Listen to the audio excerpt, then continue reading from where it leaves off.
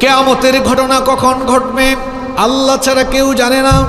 আল্লাহর নবী যখন মক্কায় কিয়ামতের কথা বলা আরম্ভ করলেন, কাফির বেঈমানরা আল্লাহর নবীকে নিয়ে ট্রল করা আরম্ভ করলো, ঠাট্টা উপহাস করা আরম্ভ করলো। তারা বলল, মুহাম্মদ, আমরা বলি সাল্লাল্লাহু আলাইহি ওয়াসাল্লাম, তুমি যে কিয়ামতের কথা বলো সেটা কখন সংগঠিত হবে? আল্লাহ সেই কাফিরদের কথা কোরআনে কারীমে এভাবে তুলে দিলেন। কোরআনে কারীমের 33 নম্বর সূরা সূরাতুল আহজাবের 63 নম্বর আয়াতে আল্লাহ বলছেন, ইয়াসআলুকান নাসু আনিস সাআহ কুল ইন্নামা ইলমুহা ইনদাল্লাহ। আল্লাহ তাআলা বলছেন, ও নবী, ইয়াসআলুকান নাসু আনিস সাআহ, তারা আপনাকে জিজ্ঞেস করছে কোন সময় কিয়ামতের ঘটনা সংগঠিত হবে। আপনি তাদেরকে জবাব দিয়ে দেন, কুল ইন্নামা ইলমুহা ইনদাল্লাহ।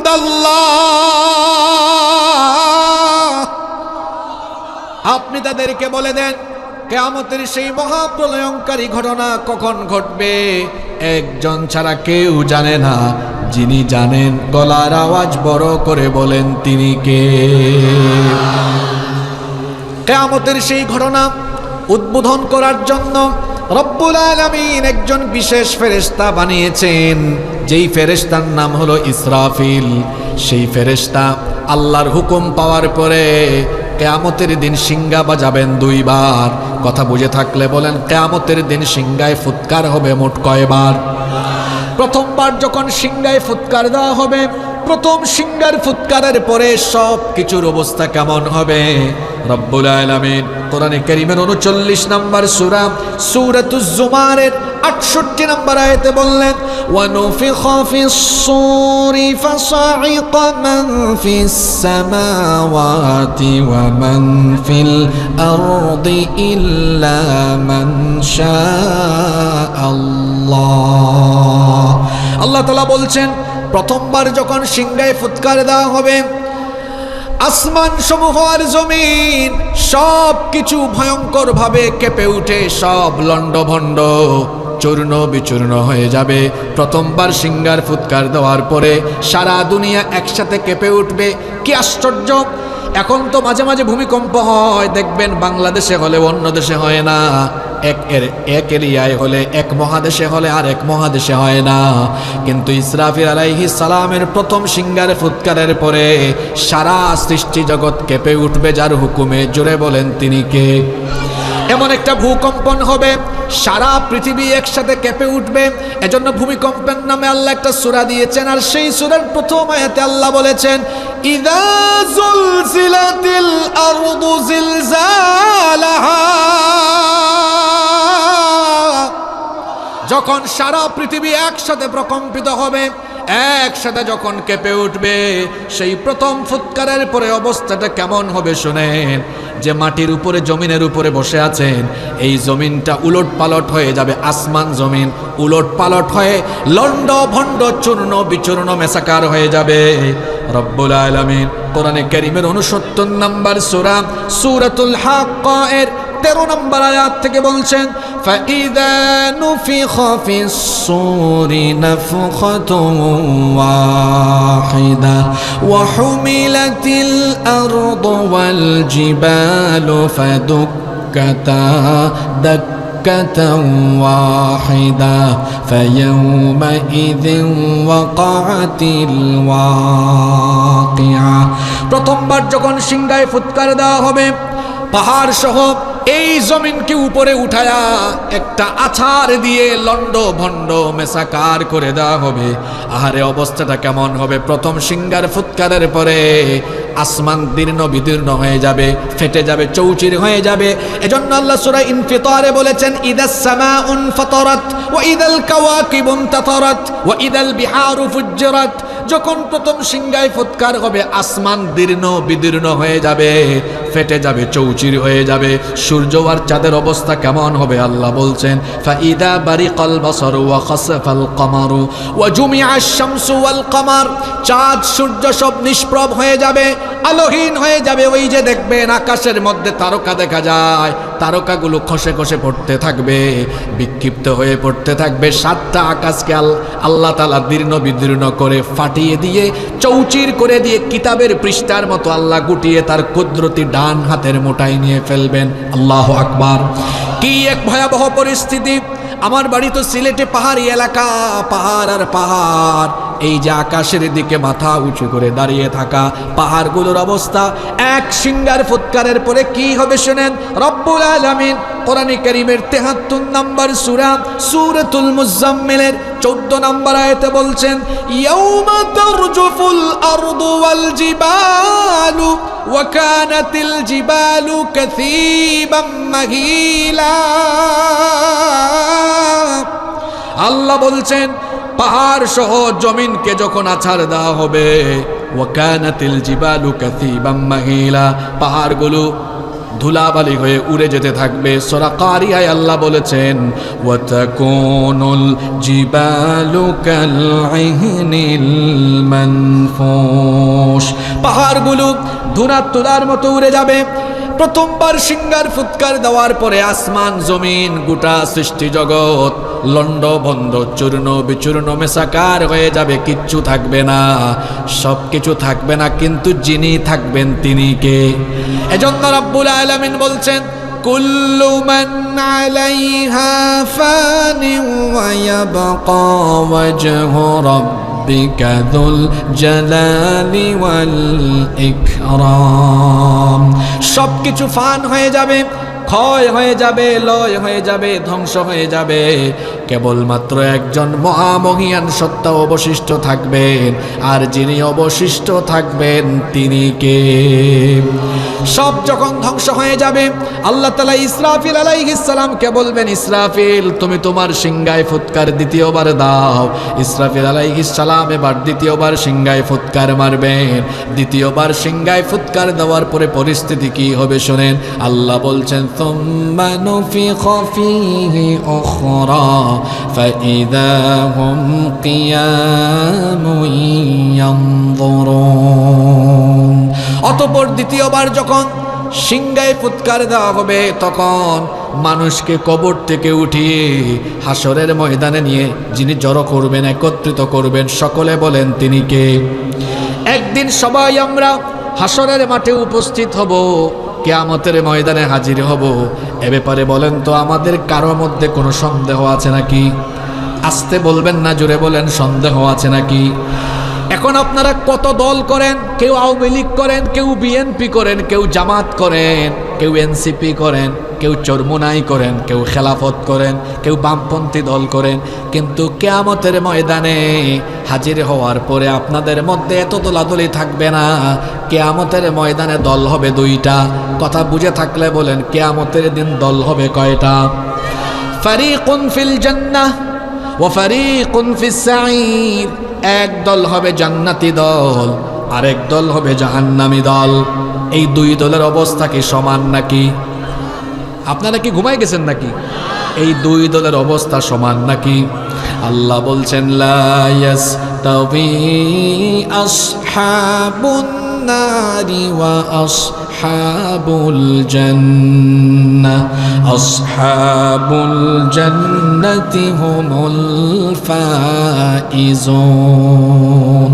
জান্নাত আর জাহান্নামীরা সমান নয়। জান্নাতি যারা সফলকাম তারা, জাহান্নাম হলো সীমাহীন দুঃখ কষ্টের জায়গা, আর জান্নাত হলো সীমাহীন আনন্দ আর ফুর্তির জায়গা। সুবহানাল্লাহ পড়েন। এই দুই জায়গা যেমন সমান নয়, তেমনি দুনিয়াতে এই দুই দলের মানুষের চলাফেরাও সমান নয়। জান্নাতীরা আজান হলেই নামাজে দৌড়ায়, জাহান্নামীরা নামাজের কোনো খবর রাখে না। জাহান্নামীরা দুনিয়ার এমন কোনো পাপ নাই যা তারা করে না, চুরি বাটপারি দুই নম্বরই যা আছে সবই করে বেড়ায়। আর জান্নাতীরা প্রতিটা মুহূর্তে যারা আনুগত্য করে তিনি কে? জান্নাত আর জাহান্নাম, এই দুই দিকেই আমরা আগাচ্ছি। এখানে আমরা যারা আছি দুইটা পথেই আগাচ্ছি। কেউ আগাচ্ছি জান্নাতের দিকে, আর কেউ আগাচ্ছি জাহান্নামের দিকে। কি মনে করে গুনাহ করেন? জাহান্নাম কি এত সহজ জায়গা মনে করছেন নাকি? হ্যাঁ, কি কঠিন জায়গা, যেখানে দুঃখ আর দুঃখ, আর জান্নাত হলো বিপরীত দিকে, সীমাহীন সুখ আর সুখ, আনন্দ আর আনন্দ। সুবহানাল্লাহ পড়েন। এই দুইটা জায়গাকে আল্লাহ কেমন করে বানিয়েছেন শোনেন। আমরা প্রথমে আলোচনার প্রথম দফায়, প্রথম ধাপে আমরা কোরআনিক ভার্সনে শুনবো আল্লাহ তাআলা যে জান্নাত বানিয়েছেন, ওই জান্নাতের সৌন্দর্য কি দুনিয়ার কোনো সৌন্দর্যের সমান? কথা বলেন, সৌন্দর্যের সমান? আপনার বাড়ি কত বিঘা জায়গার উপরে? আপনারা কি আপনাদের এলাকায় জায়গা জমির হিসাব শতাংশ দিয়ে করেন, বিঘা না কাঠা দিয়ে করেন? কাঠা, সব রকমই আছে। আপনার বাড়ি কত বিঘা জায়গার উপরে? ধরলাম 1 2 3 4 5 বিঘার উপরে। হ্যাঁ, জান্নাতে যে আপনি যাবেন, আল্লাহ তাআলা জান্নাতীদের জন্য কত বড় জান্নাত বানিয়েছেন, কত বিশাল করে আল্লাহ জান্নাত বানিয়েছেন। শোনেন, এক একটা জান্নাতের সাইজ কেমন, বিশালতা কেমন। জান্নাতীদেরকে আল্লাহ যে জান্নাত দিবেন, সেই জান্নাতের বিশালতা, আয়তনটা কেমন হবে। রব্বুল আলামিন কোরআনে কারীমের 3 নম্বর সূরা, সূরাতু আলে ইমরানের 133 নম্বর আয়াতে বললেন, ওয়াসারিউ ইলা মাগফিরাতিম মির রাব্বিকুম ওয়া জান্নাতিন আরদুহাস সামাওয়াতু ওয়াল আরদু উইদ্দাত লিল মুত্তাকিন। আল্লাহ তাআলা বলছেন, তোমরা তোমাদের রবের ক্ষমা আর সেই জান্নাতের দিকে ধাবিত হও, যেই জান্নাতকে রব্বুল আলামিন তোমাদের জন্য 7টা আসমান, যত বড় আসমান সমূহ আর জমিনের চাইতে আরো বিশাল করে আল্লাহ জান্নাতকে বানিয়েছেন। সব শেষে, সবার লাস্টে, একেবারে শেষে যেই ব্যক্তি জান্নাতে যাবে, সেই ব্যক্তির জান্নাতটাও কত বড় হবে শোনেন। আল্লাহ নবী বলেছেন, কান লাগায় শোনেন, সবার শেষে যেই ব্যক্তিকে জান্নাতে দেওয়া হবে, সেই ব্যক্তিও এই পৃথিবীর মতো 10টা পৃথিবীর সমান একটা জান্নাতের মালিক হয়ে যাবে। এটা কি সর্বপ্রথম প্রবেশকারী না সর্বশেষ প্রবেশকারী? সর্বশেষ প্রবেশকারীর জান্নাতটা কত বড়? না দুনিয়ার থেকে অনেক বড় না, 10টা দুনিয়ার সমান জান্নাত। সুবহানাল্লাহ পড়বেন না? আচ্ছা, আপনাদের বাড়ি যে 1 2 বিঘা জায়গার উপরে, তো সেই বাড়িতে ঢুকার যে দরজা আছে, সদর দরজা, এটা কয় ফিট, কত বাই কত? আপনারা বলেন 7 3, তাই না? 7 বাই 3 না? তো বাড়ির আয়তন যেমন, দরজাও তেমন। এখন জান্নাত যে এত বড়, জান্নাতে ঢুকার দরজাটা কত বড় হতে পারে? আল্লাহ নবী বলেছেন, জান্নাতের যে দরজা রয়েছে, সেই দরজাটা হচ্ছে সৌদি আরবের মক্কা শহর থেকে বাহরাইনের হাজার শহর পর্যন্ত যতটুকু দূরত্ব, জান্নাতের যে পাল্লা, আপনারা দরজার এগুলোকে পাল্লা বলেন না? জান্নাতের এক পাল্লা থেকে আরেক পাল্লা, একটা চৌকাঠ থেকে আরেক চৌকাঠ, এই যে মাঝখানের গ্যাপ, এই গ্যাপটা হচ্ছে সৌদি আরবের মক্কা আর বাহরাইনের হাজার শহর পর্যন্ত। গুগল ম্যাপে তালাশ করলে দেখবেন প্রায় 1500 কিলোমিটারের কাছাকাছি। তার মানে হলো জান্নাতে ঢুকার যে দরজা আছে, দরজার মাঝখানের প্রস্থটা, আমাদের প্রস্থ 3 ফুট, আর জান্নাতে ঢুকার দরজার এই প্রস্থটা, চওড়াটা হলো 1500 কিলোমিটারের দূরত্বের সমান। যারা সুবহানাল্লাহ বলে না, এরা কি বয়রা হয়ে গেছে নাকি? জান্নাত কি বুঝেন আপনি? এটা ঢুকার দরজাটা, ওই যে পাল্লাগুলো আছে, মাঝখানের গ্যাপটাই হলো 1500 কিলোমিটার দূরত্বের সমান। আল্লাহু আকবার! এটা যে বুঝে, ও নামাজ ছাড়বে না। জান্নাতের সৌন্দর্য যে বুঝে, ও দুনিয়া ছেড়ে দিবে, আল্লাহর জান্নাত ছাড়বে না। ঠিক না বে ঠিক? এই জন্য দেখেন না, যারা জান্নাতকে বুঝে ফেলেছে, আখিরাতকে চিনে ফেলেছে, তাদেরকে যখন জালিমরা, বাতিলরা ফাঁসির দড়ির ভয় দেখায়, তারা তখন ফাঁসির দড়িকে স্যান্ডেলের ফিতার সমান মনে করে, কারণ তারা দুনিয়াকে জান্নাতের চেয়ে তুচ্ছ মনে করে। দুনিয়ার কোনো মূল্য নাই আমাদের কাছে। আমরা দুনিয়ার চেয়ে আখিরাতকে প্রাধান্য দিয়েছি। আল্লাহ শিখিয়েছেন, বাল তুথিরুনাল হায়াতাদ দুনিয়া ওয়াল আখিরাতু খায়রুন ওয়া আবকা। যারা জান্নাত বুঝে না, এরা দুনিয়ার জন্য পাগল হয়ে যায়। এরা হারামও বুঝে না, হালালও বুঝে না।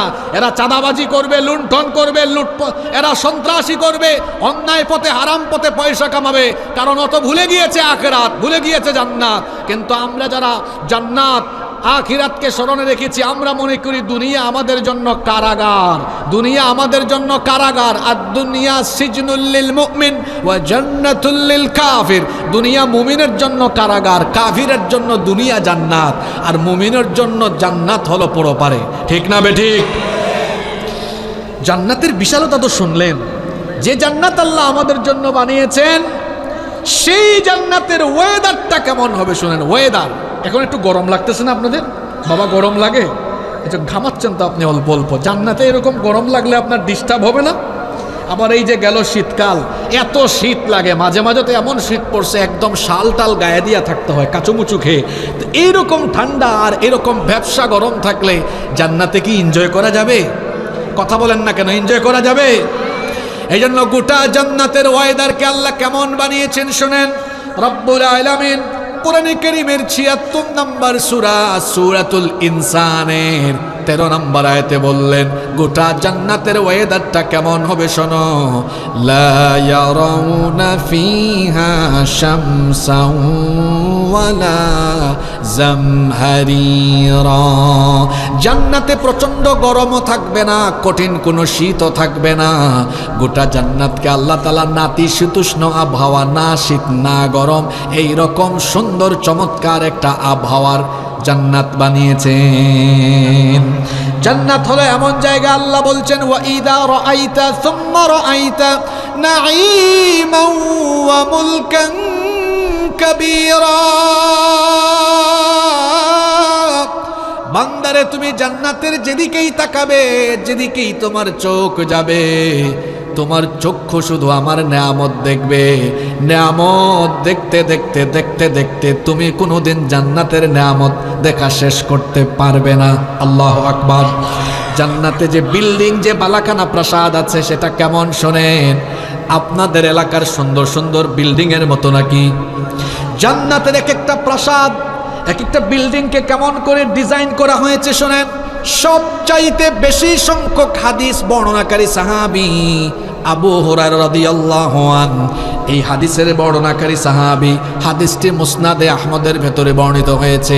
আবু হুরায়রা রাদিয়াল্লাহু আনহু বলছেন, একদিন সাহাবীরা নবী করিম সাল্লাল্লাহু আলাইহি ওয়াসাল্লামকে গিয়ে জিজ্ঞেস করলেন, হাদিসনা আনিল জান্নাতি মা বিনাউহা। ওগো আল্লাহর নবী, আপনি একটু আমাদের সামনে ওয়াজ করেন, বর্ণনা দেন, আমাদেরকে বলেন আল্লাহ কেমন করে জান্নাত বানিয়েছেন। আল্লাহর নবী তখন বললেন, লিবনাতুম মিন ফিদ্দাতিন ওয়া লিবনাতুম মিন যাহাব ওয়া মিলাতুহাল মিসকুল আযফার ওয়া হাসবাউহাল লুলু ওয়াল ইয়াকুত ওয়া তুরবাতুহাজ জাফরান। আল্লাহর নবী তখন বললেন, জান্নাতের বিল্ডিং এর যে দেয়াল আছে, এই দেয়াল স্বর্ণ আর রৌপ্যের ইটের গাঁথুনি দিয়ে প্রস্তুত করা হয়েছে, আর ইয়াকুত মতির পাথর দিয়ে, এবং জান্নাতের স্পেশাল মেশকের সুগন্ধিযুক্ত সিমেন্টের ব্যবহার করে বিল্ডিংটাকে নির্মাণ করা হয়েছে। আর জান্নাতের ফ্লোর বা মেঝে এটা ইতালিয়ান বা ইন্দোনেশিয়ান টাইলস দিয়ে নয়, জান্নাতের ফ্লোরগুলো জাফরান দিয়ে প্রস্তুত করা হয়েছে। জান্নাতের ডিজাইনের সাথে কি দুনিয়ার কোনো ডিজাইনের কোনো মিল আছে নাকি বলেন? জান্নাতের যেদিকেই বান্দা তাকাবে শুধু নেয়ামত, নেয়ামত আর নেয়ামত দেখতে পাবে। পক্ষান্তরে জাহান্নাম হলো একটা কঠিন জায়গা। ও বাবারা ভাইয়েরা, কি করে নামাজ ছাড়েন, কি করে হারাম পথে উপার্জন করেন, কি করে অন্যায় করেন, কি করে পাপ করেন, কেমনে গুনাহ করেন। জাহান্নামটা হলো সীমাহীন কষ্টের জায়গা, দুঃখের জায়গা। জাহান্নামকে আল্লাহ এমন ভাবে প্রস্তুত করেছেন। একটু আগে তো জান্নাতের বিশালতা শুনেছেন, আমি একটু আগেই বললাম, দেখি মনে আছে কিনা বলেন তো, সবার শেষে যে ব্যক্তি জান্নাতে ঢুকবে সে কত বড় জান্নাত পাবে? কয়টা দুনিয়ার সমান? জোরে বলেন, কয়টা দুনিয়া? এবার নামাজ যে ছাড়েন, পাপ যে করেন, গুনাহ যে করেন, বুইজা করেন। এবার শোনেন জাহান্নামকে আল্লাহ কেমন করে বানিয়েছেন, জাহান্নামের গভীরতাটা কেমন শোনেন। আল্লাহ নবী বলেছেন, লাউ আন্না হিজরান ইউকযাফু বিহি ফি জাহান্নামা হাওয়া ৭০ খরিফান ক্বাবলা আন ইয়াবলুগা কারুহা। আল্লাহ নবী বলছেন, জাহান্নামকে আল্লাহ তাআলা এত গভীর করে বানিয়েছেন, জাহান্নামের মুখে যদি একটা পাথর ফেলা হয়, জাহান্নামের মুখে সেই পাথরটা ফেললে জাহান্নামের তলদেশে পৌঁছাতে ৭০ বছর সময় লাগে। আল্লাহ, কত বছর? আমার হাতে এটা কি? টিস্যু। এই টিস্যু তো পাতলা, এই যে ফেললাম দেখেন কত সময় লাগলো, কিন্তু যদি পাথর ফেলতাম আরো দ্রুত গতিতে পড়তো, কারণ টিস্যুর চেয়ে পাথর হালকা না ভারী। তাহলে জাহান্নামের মুখে একটা পাথর ফেলা হলে এটা তলদেশে পৌঁছাতে কত বছর সময় লাগে? ওই জাহান্নামে কাদেরকে ফেলা হবে? যারা এই দুনিয়ার জীবনকে তামাশা বানিয়েছে, পাপ আর গুনাহ করতে করতে যারা পাপ আর গুনাহের সাগরে ভেসে বেরিয়েছে, এদের জন্য জাহান্নাম। মহিলা প্যান্ডেলে থাকা মা বোনরা শুনেন, কি করে বেপরদা হন, কি করে স্বামীর নাফরমানি করেন, কি করে অন্যায় অপরাধ করেন। সকলকে বলছি, অন্যায় অপরাধ করার আগে জাহান্নামের ভয় করে যায় ঢোকান। এত গভীর এই জাহান্নাম, এই জাহান্নামটা কত ক্ষিপ্র, কত তীব্র, এই জাহান্নামটা কতটা ভয়াবহ শোনেন। হাদিস শরীফে এসেছে, হাদিসটি মুসলিম শরীফে এসেছে। আল্লাহ নবী বলেছেন, ইউক্তা বিজাহান্নামা ইয়াউমা ইদিল্লাহা ৭০,০০০ জিমাম। আল্লাহ নবী বলেছেন, কিয়ামতের দিন জাহান্নামকে ফেরেশতারা এমন ভাবে টেনে আনবে যে জাহান্নামের ৭০,০০০ লাগাম থাকবে। কথা বুঝলে সকলে জবাব দেন দেখি। কিয়ামতের ময়দানে জাহান্নামকে যখন টেনে আনা হবে, জাহান্নামের কত হাজার লাগাম থাকবে? এতটাই ক্ষিপ্র আর মারাত্মক সেই জাহান্নাম, প্রতিটা লাগামকে জাস্ট ধরে রাখার জন্য, এই যে আমি আমার এই বাবার হাতটা ধরেছি যাতে হাতটা উনি ছুটাইতে না পারে, ঠিক জাহান্নামের ৭০,০০০ লাগাম জাহান্নাম যেন দৌড় মেরে গোটা হাসরকে গিলে না ফেলে, প্রতিটা লাগামকে ধরে রেখেছে ৭০,০০০ ফেরেশতা।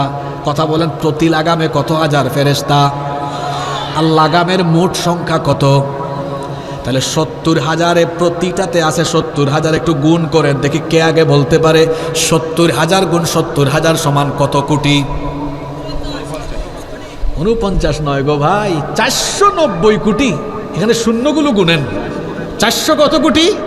ও ভাইরা, চিন্তা করেছেন শুধু জাহান্নামের সিকিউরিটি, জাহান্নামের লাগামটা ধরার জন্য আল্লাহর বানানো স্পেশাল ৪৯০ কোটি ফেরেশতা লাগাম ধরার দায়িত্বে আছে।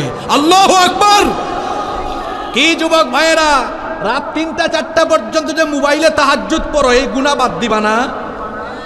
৩টা ৪টা পর্যন্ত যে মোবাইলে তাহাজ্জুদ পড়ো, রূপক কথা বলেছি, বুঝে নাই। ৩টা ৪টা পর্যন্ত যে গার্লফ্রেন্ডকে হেই শুনছ,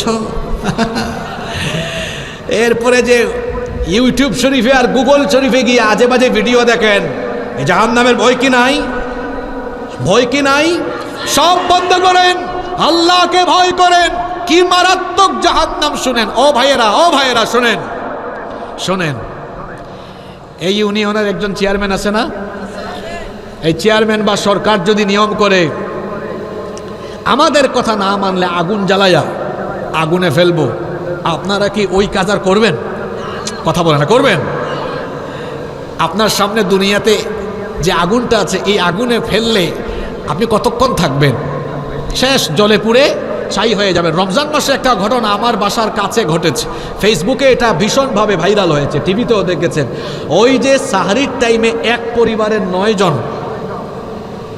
ঘরের মধ্যে তাদের গ্যাসের সিলিন্ডার বাস্ট হয়ে আগুন লাগছে। আপনারা কি দেখছেন ঘটনাটা? রমজান মাসে এটা কিন্তু আমি চট্টগ্রামে যে এরিয়াতে আমার বাসা, এর ঠিক অপোজিট রোডে এই ঘটনাটা ঘটেছে। আমি ২-৩ দিন পরে গিয়েছিলাম সরেজমিনে দেখতে, গিয়ে দেখলাম অবস্থা খারাপ, পুড়ে গেছে সব। আপনারা তো জানেন এক পরিবারের ৯ জন এবং প্রথম দিনই ৫ জন মারা গিয়েছে। এই আগুন, দুনিয়াতে যে আপনারা আগুনটা জ্বালান, এই আগুন হলো জাহান্নামের আগুনের ৭০ ভাগের ১ ভাগ। বলেন কত ভাগের ১ ভাগ?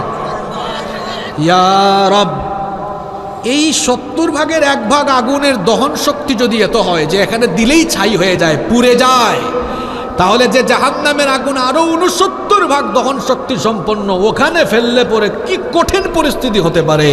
মাআদাল্লাহ, আল্লাহ তুমি আমাদেরকে জাহান্নাম থেকে বাঁচাও, বলেন আমিন। দুনিয়ার আগুনের কালার কেমন? কথা বলে না, কেমন? জাহান্নামের আগুনের কালার কেমন? হ্যাঁ জানেন তো, মাশাআল্লাহ। কেমন? শুধু কালো না, ভয়াবহ কালো। এই যে লাইট যদি সব বন্ধ হয়ে যায় এখানে, আপনারা যদি আগুন জ্বালান, তাহলে এখানে আবসা আবসা লাল আলো হবে কি হবে না? আর জাহান্নামের আগুনের আলো এমন, এই জাহান্নামের আগুন আলোকিত জায়গায় দেওয়া হলে সব অন্ধকার হয়ে যায়। নাউযু বিল্লাহি মিন যালিক। ও বাবারা, ভাইয়েরা, গুনাহ করার আগে, পাপ করার আগে একটু জাহান্নামের কথা মাথায় রাখিয়েন ভাই। কিয়ামতের ময়দানে জান্নাত আর জাহান্নামীদের পরিস্থিতি সমান হবে না। জান্নাতি লোকদেরকে সামন দিক থেকে ডান হাতে এভাবে আমলনামা দেওয়া হবে, আর জাহান্নামীদেরকে পেছন দিক থেকে বাম হাতে আমলনামা দেওয়া হবে। জাহান্নামীরা যখন আমলনামা পাবে, জাহান্নামীরা আমলনামা পাওয়ার পরে আফসোস করবে, হাই হুতাশ আরম্ভ করবে। জাহান্নামীরা তখন আমলনামা পাওয়ার পরে বলবে, আল্লাহ তাআলা কোরআনে কারীমের 69 নম্বর সূরা সূরাতুল হাক্কা এর 25 নম্বর আয়াত থেকে বলছেন, ওয়া আম্মা মান উতিয়া কিতাবাহু বিশিমালিহি ফায়াকুলু হা উমকরাউ কিতাবিয়া ফায়াকুলু ইয়া লাইতানি লাম উত কিতাবিয়া। আফসোস করে তারা বলবে, হায় হায় হায় হায় হায়, যদি আমাকে আজ আমার আমলনামা হাতে দেওয়া না হতো, আজ যদি আমার হিসাবটা না নেওয়া হতো। ওয়ালাম আদ্রি মা হিসাবিয়া, আজ যদি আমার হিসাব নেওয়া না হতো। তারা আরো বলতে থাকবে, ইয়া লাইতাহা কানাতিল কাদিয়া, দুনিয়ায় যে আমি মারা গিয়েছিলাম সেটাই যদি আমার জন্য শেষ হতো। মা আগনা আন্নি মালিয়া, হায় হায়, দুনিয়াতে আমার এত মাল সম্পদ ছিল, এখন তো এগুলো কাজে লাগতেছে না। হালাকা আন্নি সুলতানিয়া, হায় রে ক্ষমতা, এত ক্ষমতা ছিল, আজকে দুনিয়ার কোনো ক্ষমতা আমার কাজে লাগলো না। কিয়ামতের মাঠে আর কি, দুনিয়ায় তো আমরা নিজের চোখের সামনে দেখেছি, ক্ষমতা হলো এমন জিনিস, যতদিন আছে মানুষ সামনে সালাম মারে, ক্ষমতা গেলে আবার এই জনগণই পিটানি দেয়। ঠিক না বেঠিক? আপনারা দেখেন নাই 24 সালে যারা খুব দাপট নিয়ে চলতো, লোকজনকে ভয়ভীতি দেখাতো, যখনই ক্ষমতা গেল জনগণের দৌড়ানি খায়া চোরের মতো পালিয়ে গেল। আজকে যারা ক্ষমতায় আছেন, অতীত থেকে শিক্ষা নিন। কিন্তু একটা আফসোস লাগে কি জানেন, মানুষ নিকট অতীত থেকে শিক্ষা নেয় না। নিকট অতীত থেকে শিক্ষা, আপনারা একটা ভুল করছেন, আমরা সতর্ক করছি আপনাদেরকে। আমরা চাই আপনারা সঠিক পথে থাকেন, আপনারা একটা ভুল করছেন। দেশের 70% মানুষ যা চায়, আপনারা 200 কিছু মানুষ, 200-র বেশি কিছু মানুষ পার্লামেন্টে গিয়ে জনগণের প্রতিনিধি হয়ে আপনারা তা চাচ্ছেন না, এটা আপনারা ভুল করছেন। যদি জনরায়কে আপনারা বৃদ্ধাঙ্গুলি দেখান, জনগণও আপনাদেরকে লাল কার্ড মেরে দিবে সময় মতো। মানুষের সেন্টিমেন্ট বোঝার চেষ্টা করুন, বোঝার চেষ্টা করুন, মানুষকে বোঝার চেষ্টা করুন। এই 70%-এর মধ্যে এখানে আপনারাও অনেকে আসেন না? মানুষকে সম্মান করতে শিখুন, জনরায়কে সম্মান করতে শিখুন, অতীত থেকে শিক্ষা নিন। মানুষ অনেক সময় ক্ষমতায় গিয়ে সম্মানিত হয়, আবার অনেক সময় ক্ষমতায় গিয়ে বেইজ্জত হয়। ক্ষমতা জিনিসটা এমন, যদি ভালো কাজ করেন চিরকাল ইতিহাসের পাতায় স্মরণীয় বরণীয় হয়ে থাকবেন, আর যদি আপনি অপব্যবহার আরম্ভ করেন তাহলে ইতিহাসে নিন্দিত এবং ধিক্কৃত হয়ে থাকবেন। আল্লাহ বুঝার তৌফিক দান করেন। কোনো কিছু কাজে লাগবে না, কিয়ামতে কাজে লাগবে শুধু আমল। জোরে বলেন, কিয়ামতে কাজে লাগবে কি?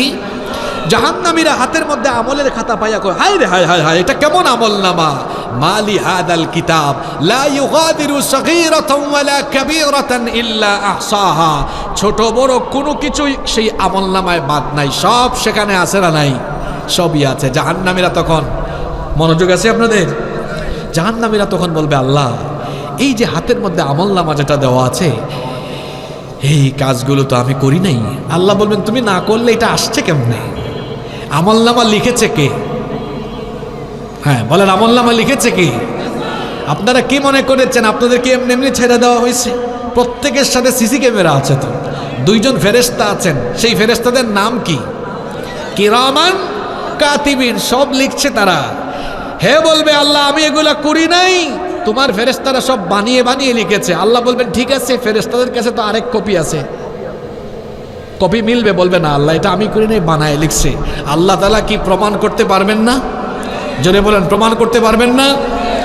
আল্লাহ বলবেন, ঠিক আছে, তুমি এগুলো করছো কি করো নাই, এখন লিখা ছিল, এখন এটা দেখায় দিব। আল্লাহর দেখানোর সক্ষমতা নাই? আল্লাহর সেই ক্ষমতা নাই? আমার সামনে এগুলা কি এতগুলা ক্যামেরায় আমার সব বক্তব্য রেকর্ড হয়ে যাচ্ছে না, উইথ ভিডিও সহ। এখন আগামীকাল সকালে যদি বলি আমি শ্বেতপুরে মাহফিলে আলোচনা করি নাই, তাহলে এই ভিডিও প্রমাণ থাকবে কি থাকবে না? আমি ধরা পড়ে যাব। এই ক্যামেরা বানাইছে কে? মানুষ। এই ক্যামেরা বানানোর জন্য মানুষের মাথায় জ্ঞান দিয়েছেন কে? আল্লাহর দেওয়া জ্ঞান দিয়ে মানুষ যদি ক্যামেরা বানাইয়া অডিও ভিডিও ধারণ করে রাখতে পারে, তো আল্লাহ তাআলা আমার আপনার সারা জীবনের সব কিছু বোধহয় অডিও ভিডিও করে রাখতে পারবেন না। কি করে গুনাহ করেন যুবক ভাইয়েরা, রাতের বেলা দরজাটা বন্ধ করে দিয়ে তারপরে যে আজে বাজে ভিডিও দেখেন। আপনি যে মোবাইলে গুনাহ করেন আপনার বাপ মা ভাই বোন পরিবারের ঘরের কেউ জানে না, কিন্তু এই সব কিছু যিনি রেকর্ড করে রেখেছেন, দেখছেন, শুনছেন, তিনি কে? সে আল্লাহকে কি ভয় করেন না আপনি? আল্লাহ বলবেন দাঁড়া তোর সব দেখাচ্ছে। আল্লাহ বলবেন এই ফেরেশতারা বাজা, রেকর্ডিং বাজা, দেখায় দে। এবার সব স্ক্রিনে দেখানো হবে। এই জাহান্নামীগুলা তো গাদ্দার। তখন বলবে আল্লাহ এগুলা তো আমি করি নাই, এগুলা এআই এডিট। এগুলা কি এডিট, এগুলা আমি করি নাই। আল্লাহ এবার প্রমাণ করতে পারবেন না। আল্লাহ বলবেন রাখ, তোর এআই তোরে বুঝাই দেই, তোর এডিট বুঝাই দিই। আল্লাহ বলবেন এবার সব সাক্ষী বন্ধ, তার চোখ, তার হাত, তার কান, তার পা, এমনকি তার শরীরের চামড়া কথা বলবে আল্লাহর সাথে। তার অঙ্গ প্রত্যঙ্গ, তার সারা জীবনের সবকিছু আল্লাহর সামনে ফাঁস করে দিবে। আল্লাহু আকবার। কিভাবে গুনাহ করেন? এই যে মহিলা প্যান্ডেলে মা বোনেরা আছেন, ও বোনেরা মায়েরা, শরীরের চামড়াটা পরপুরুষকে দেখায়েন না। এই চামড়াই সেদিন সব কিছু ফাঁস করে দিবে কার কাছে? জাহান্নামীদেরকে যখন একত্রিত করে টেনে টেনে জাহান্নামের দিকে নিয়ে যাওয়া হবে, তখন জাহান্নামীদেরকে জিজ্ঞেস করা হবে কি ব্যাপার জাহান্নামের দল, তোদের কাছে কি নবী রাসূল যায় নাই? তোদেরকে কি আলেম ওলামারা সতর্ক করে নাই? কেউ কি তোদেরকে জাহান্নামের ব্যাপারে সাবধান করে নাই? জাহান্নামীদেরকে এই প্রশ্নগুলো করা হবে। দেখুন রব্বুল আলামিন কোরআনে কারীমে 39 নম্বর সূরা জুমারের 71 নম্বর আয়াত থেকে বলছেন, জাহান্নামীদেরকে জিজ্ঞেস করা হবে আলাম ইয়াতিকুম রাসূলুম মিনকুম ইয়াতলুনা আলাইকুম আয়াতি রাব্বিকুম ওয়া ইউনযিরুনাকুম লিকা ইয়াউমিকুম হাদা। জাহান্নামের দারোয়ান ফেরেশতারা জিজ্ঞেস করবে কি ব্যাপার তোমাদের কাছে কি নবী রাসূল যান নাই? আলেমরা কি সতর্ক করে নাই? তখন তারা বলবে ক্বালু বালাহা, সতর্ককারী এসেছিল, আমাদের জামানায় নবী রাসূল আসে নাই, কিন্তু শ্বেতপুর সরকারি প্রাথমিক বিদ্যালয়ের মাঠে জাহান্নামের আলোচনা করে বারবার বারবার বারবার বারবার সতর্ক করা হয়েছে। ফেরেশতা বলবে তো এত সতর্ক করার পরেও তুই নামাজ ছাড়লি কেন? গুনাহ করলি কেন? পাপ করলি কেন? হারাম খাইলি কেন? তখন এরা বলবে ফাকাযযাবনা ওয়া কুলনা মা নাযালাল্লাহু মিন শাই। আমরা এগুলো মিথ্যা মনে করতাম। আমরা মনে করতাম হুজুররা বক বক বক বক করছে, করতে থাকুক, আমরা আমাদের কাজ করতে থাকি। এই নীতিমালার ভিত্তিতে আমরা পাপ করতেছিলাম। আল্লাহ বলবেন ফেরেশতারা এই জাহান্নামীগুলারে ধর, ডান্ডা বেরি লাগা, শিকল পরা, কত গজ লম্বা শিকল দিয়ে বাঁধা হবে শোনেন। সুম্মা ফি সিলসিলাতিন যারউহা 70 যিরাআন ফাসলুকু। 70 গজ লম্বা শিকল দিয়ে বেঁধে টেনে হিচড়ে উপর করে নিয়ে জাহান্নামে যখন এদেরকে ফেলা হবে, তখন তারা আফসোস করে বলবে ওয়াকালু লাউ কুন্না নাসমাউ আও নাকিলু মা কুন্না ফি আসহাবিস সাঈর। তারা আফসোস করে বলবে হায় হায় হায়, আমাদেরকে যে সাবধান করা হয়েছিল, সতর্ক করা হয়েছিল, সেগুলো যদি আমরা শুনতাম, মানতাম, আর আমরা যদি সঠিক পথে চলতাম, তাহলে আজকে আমাদেরকে জাহান্নামে দাউ দাউ করে জ্বলা লাগতো না। বলেন তো দেখি সেই সময় আফসোস করে কোনো ফায়দা হবে নাকি? সবাই বলেন ফায়দা হবে নাকি? এই জন্য সময় থাকতে ভালো হয়ে যাওয়ার দরকার আছে না নাই? জাহান্নামে কি করে নেওয়া হবে শোনেন। এখন আপনাদের প্রত্যেকের গায়ে সুতার তৈরি কাপড় আছে, সুতার তৈরি করা কাপড় আপনারা পরিধান করেছেন, কিন্তু যখন জাহান্নামে জাহান্নামীদেরকে ফেলা হবে, জাহান্নামের পোশাকটা কেমন হবে শোনেন। আল্লাহ তাআলা কোরআনে কারীমের 22 নম্বর সূরা সূরাতুল হজের 19 নম্বর আয়াত থেকে বলছেন, ফাল্লাযীনা কাফারু قطعت لهم ثياب من نار। জাহান্নামীদেরকে আগুনের তৈরি পোশাক পরিধান করানো হবে। জোরে বলেন কিসের তৈরি? আগুনের তৈরি পোশাক পরিধান করানোর কারণে জাহান্নামীদের শরীরের চামড়াগুলো ঝলসে যাবে, পুড়ে যাবে। শুধু তাই নয়, জাহান্নামীদেরকে এমনভাবে জাহান্নামে নেওয়া হবে, ইউসাব্বু মিন ফাওকি রুউসিহিমুল হামিম, তাদের মাথার উপরে ফুটন্ত গরম পানি ঢালা হবে, যার ফলে এমন হবে, ইউসহারু বিহি মা ফি বুতুনিহিম ওয়াল জুলুদ, তাদের পেটের ভেতরের নারী বুড়ি সহ শরীরের চামড়া পর্যন্ত জ্বলে পুড়ে ছারখার হয়ে যাবে। শুধু তাই নয়, ওয়ালাহুম মাকামিউ মিন হাদিদ, লোহার তৈরি লাঠি বা মুগুর দিয়ে তাদেরকে পিটানো হবে। জাহান্নামীরা জাহান্নামের মধ্যে আযাব পেতে পেতে চিৎকার করে বলতে থাকবে, আল্লাহ এই জাহান্নামের আযাব থেকে তুমি আমাদেরকে বাঁচাও। জাহান্নামীরা বলবে, মাবুদ গো, অগরব এই জাহান্নাম থেকে বের করে আবার আমাদেরকে দুনিয়াতে পাঠাও। এখন যদি দুনিয়াতে আমরা যাই, তাহলে এখন আমরা আর দুনিয়ায় গিয়ে পাপের কাজ করব না, এখন আমরা দুনিয়াতে যাওয়ার পরে ভালো ভালো আমল করব। তারা বলবে, রব্বানা আখরিজনা না'মাল সালিহান গায়রাল্লাযী কুন্না না'মাল, ও মাবুদ আমাদেরকে দুনিয়াতে আবার পাঠাও। আল্লাহ তখন বলবেন, আওয়ালাম নুআম্মিরকুম, তোমাকে কি হায়াত দেই নাই? তুমি যদি এতই ভালো হওয়ার ইচ্ছে থাকতো, তাহলে যে হায়াতটা পেয়েছিলে হায়াতটা তো লম্বা ছিল, এই লম্বা হায়াতে তুমি চাইলে ভালো হতে পারবে। আজকে আর এখান থেকে বের হওয়ার কোনো সুযোগ নাই।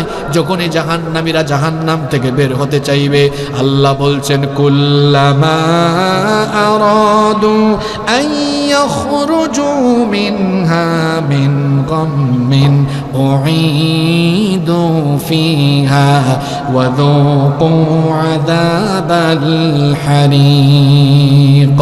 যখনই তারা জাহান্নাম থেকে বের হতে চাইবে, পুনরায় নিয়ে টেনে খিচ্ছে জাহান্নামে নিক্ষেপ করা হবে। জাহান্নাম থেকে তারা বের হতে পারবে না। জাহান্নামীরা একটা পর্যায়ে আযাব ভোগ করতে করতে পিপাসার্ত হয়ে যাবে, তারা তৃষ্ণার্ত হয়ে যাবে, ক্ষুধার্ত হয়ে যাবে। তখন তারা আল্লাহর কাছে পানীয় চাইবে, খাবার চাইবে। আল্লাহ তখন তাদেরকে কিরকম পানীয় আর খাবার দিবেন শোনেন। যখন তারা পানীয় চাইবে, কিরকম পানীয় তাদের সামনে দেওয়া হবে। সূরা নাবার মধ্যে আল্লাহ বলেছেন, লা ইয়াযুকুনা ফিহা বারদাও ওয়ালা শারাবা ইল্লা হামিমান ওয়া গাসসাকা, কোনো ঠান্ডা বা সুপেয় তৃপ্তিদায়ক তৃষ্ণা নিবারণকারী পানি সেখানে থাকবে না। যখন তারা পানি চাইবে, জাহান্নামের ফুটন্ত প্রসবন থেকে উত্তপ্ত গরম পানি দেওয়া হবে। জিহ্বা পুড়ে যাবে, গলার ভেতরটা জ্বলে পুড়ে ছারকার হয়ে যাবে। শরীরে ঘা হলে যে পুষ বের হয়, সেই পুষ তাদেরকে দেওয়া হবে। অন্যান্য আয়াতে এসেছে জাক্কুম নামক নিকৃষ্ট এক ধরনের খাবার তাদেরকে দেওয়া হবে। এই সব খাবার তাদেরকে ক্ষুধা মিটাবে না, তৃপ্তিও নিবারণ করবে না। একটা পর্যায়ে জাহান্নামীরা জান্নাতীদেরকে দেখবে, জান্নাতীদের কাছে গিয়ে খাবার আর পানি ভিক্ষা চাইবে। খাবার আর পানিও ভিক্ষা চাই, বলবে, ও জান্নাতি ভাইয়েরা, তোমাদেরকে যে আল্লাহ তাআলা জান্নাতে নেয়ামত দিয়েছেন, আমাদেরকেও কিছু নেয়ামত দাও। রব্বুল আলামিন কোরআনে কারীমের 7 নম্বর সূরা সূরাতুল আরাফের 50 নম্বর আয়াতে বলছেন, ওয়ানাদা আসহাবুন নারি আসহাবাল জান্নাতি আন আফিদু আলাইনা মিনাল মাই আও মিম্মা রাযাকাকুমুল্লাহ। জাহান্নামীরা বলবে, ও জান্নাতি ভাইরা, আল্লাহ তাআলা তোমাদেরকে জান্নাতে যে নিয়ামত দিয়েছেন সেখান থেকে কিছু নিয়ামত আমাদেরকে দাও, কিছু খাবার দাও, পানি দাও, আমরা খেয়ে বাঁচি। জান্নাতীরা তখন বলবে, ইন্নাল্লাহা হাররামাহুমা আলাল কাফিরিন। জান্নাতের সব নিয়ামতকে কাফিরদের জন্য যিনি হারাম করে দিয়েছেন, জোরে বলেন তো তিনি কে? জাহান্নামীরা এবার খুব মন খারাপ করে, হাই হতাশ করে বসে থাকবে। এমন সময় জাহান্নামীদের সাথে তাদের ভণ্ড নেতাদের সাক্ষাৎ হবে। আপনারা ঘুমাই গেছেন নাকি? এই যে কোন নেতাদের আগে পিছে গিয়া চামচামি করেন, এই আয়াতগুলো শুই না তারপরে যায়। আমি তো সূরা নাম্বার বলি, যখন যে আয়াত বলি সূরার নাম্বারটাও বলি, আয়াত নাম্বারও বলি, যেন বাড়িতে গিয়ে আপনি মিলাইতে পারেন যে হুজুর কি বানায় বানায় বলে গেল, না আসলে সত্য বলো, আমি একটু মিলাই, একটু যাচাই বাছাই করবেন তো করবেন। যুবক ভাইয়েরা শোনো, কোথায় গিয়ে স্লোগান মারো, আমার ভাই তোমার ভাই, অমুক ভাই তমুক ভাই। আরে বাপরে বাপ, বাংলাদেশে রাজনীতির নামে যত চামচামি হয় দুনিয়ার কোথাও এত চামচামি হয় না। কিছুদিন আগে আমি মালয়েশিয়াতে গিয়েছি, সেখানে আমি পুত্রাজায়া মসজিদে জুমার নামাজ পড়তে গেলাম, যেটা প্রেসিডেন্ট হাউসের, প্রাইম মিনিস্টার হাউসের সামনে। আমি নামাজ পড়তে গিয়েছি, জুমার নামাজ। সেখানে ডাক্তার জাকির নায়েক নামাজ পড়েছেন। নামাজ পড়তে এসেছেন মালয়েশিয়া সরকারের 3 জন গুরুত্বপূর্ণ মন্ত্রী। আমি তো জানতাম না এটা। আমি মসজিদে সেদিন 3 নাম্বার কাতারে ছিলাম। আমাকে, আমার সাথে যে প্রবাসী বাংলাদেশি ভাইরা ছিলেন তারা বললেন, হুজুর এই যে ঢুকলো উনি উনি উনি ওনাদেরকে চিনেন? আমি বললাম না ভাই, আমি কোত্থেকে চিনবো? বললো এই 3 জন এই দেশের সরকারের গুরুত্বপূর্ণ মন্ত্রী। আমি বললাম পুলিশ কোথায়, চামচারা কোথায়? কই হুজুর এটা কি আপনি বাংলাদেশ পাইছেন নাকি? নামাজ শেষ হয়েছে, বের হয়েছে। আমাদের গাড়ি যেখানে পার্কিং করে গিয়েছিলাম ঠিক ওই দিকের আরেকটা রাস্তায় ভেতরে মন্ত্রী সাহেবদের গাড়ি পার্কিং করা ছিল। আমরা যখন গাড়িতে উঠে রওনা করেছি, এই 3 মন্ত্রী তখন বিচ্ছিন্নভাবে বের হয়েছেন। আমাকে তখন প্রবাসীরা বলল, হুজুর দেখেন মন্ত্রী যাচ্ছে, এক একজনের সাথে বেশি না 3 জন পুলিশ, কোনো গাড়ি বহন নাই, চামচা নাই, কিছু নাই। আমি বললাম, ভাই রে ভাই, আমার দেশে মন্ত্রী বাদ দেন, একজন চেয়ারম্যান বা উপজেলা চেয়ারম্যান বের হইলে রাস্তাঘাট ব্লক হয়ে যায়। দেখা যায় এই দেশের নেতার চেয়ে চামচার পরিমাণ অনেক বেশি। চামচারাই খাইলো। লজ্জা করে না? তুমি বিশ্ববিদ্যালয়ের ছাত্র হয়ে তুমি জ্ঞান গবেষণা করে তুমি এগিয়ে যাবে এই চিন্তায় থাকার কথা। তুমি যখন রাজনৈতিক নেতাদের চাটাচাটি করো, তুমি যখন তাদের চামচামি করো, তখন তোমার শিক্ষা দীক্ষা নিয়ে লজ্জার প্রশ্ন উঠে যায়। তুমি ব্যক্তিত্বহীন, ব্যক্তিত্বহীন। এত চাটাচাটি করো কেন? পড়ালেখা করো, গবেষণা করো, নিজের ক্যারিয়ারকে উচ্চতায় নিয়ে যাও। বাংলাদেশে যেমন চামচামি আছে ভাই, বললাম তো পৃথিবীর কোথাও এত চামচামি। আমি নাম দিয়েছি এটা। বিভিন্ন পোস্টার ব্যানারে দেখবেন আপার চামচা, মিডিয়াম চামচা, লোয়ার চামচা, উচ্চ স্তরের চামচা, মধ্যম স্তরের চামচা, নিম্ন স্তরের চামচা আছে। একটা ব্যানার থাকবে, দেখবেন বড় বড় নেতাদের ছবি উপরে থাকবে, মধ্যম সারির নেতাদের ছবি মাঝখানে থাকবে, আর নিচে সৌজন্য দিয়ে নিম্ন স্তরের নেতাদের ছবি থাকবে। কথা ঠিক না বে ঠিক? কোরআনে কারিমের 14 নাম্বার সূরা। কত নাম্বার সূরা? সূরার নাম ইব্রাহিম। এই সূরাটা পড়েন। আমি বুঝি না, এত পরিষ্কার কথা কোরআনে কারিমে থাকার পরেও আমরা কি করে এরকম বিভ্রান্তিতে পড়ে যাচ্ছি? এত পরিষ্কার পরিচ্ছন্ন, এত সুন্দর কথা কোরআনের ভেতরে থাকার পরেও আমরা যদি নিজেদেরকে ধ্বংসের পথে নিয়ে যাই, তাহলে এটা আফসোস করা ছাড়া আর কিছুই না। এই যে দেখেন সূরা ইব্রাহিম 21 নম্বর আয়াত। জাহান্নামে ভণ্ড নেতা আর কর্মী। কোন ভণ্ড নেতা কর্মী? যারা নিজেরাও সারা জীবন ইসলাম বিশ্বাস করে নাই, দিন বিশ্বাস করে নাই, দিন মানে নাই, সারা জীবন দিনের বিরুদ্ধে জীবন যাপন করেছে। এই সকল ভণ্ড নেতা আর কর্মীদের জাহান্নামে মুখোমুখি দেখা হবে। তাদের মধ্যে কিছু আলাপ আলোচনা হবে। এই আলাপ আলোচনাগুলো আমি বানিয়ে বলতেছি না আল্লাহ বলছেন? কথা বের হচ্ছে না। কে বলেছেন?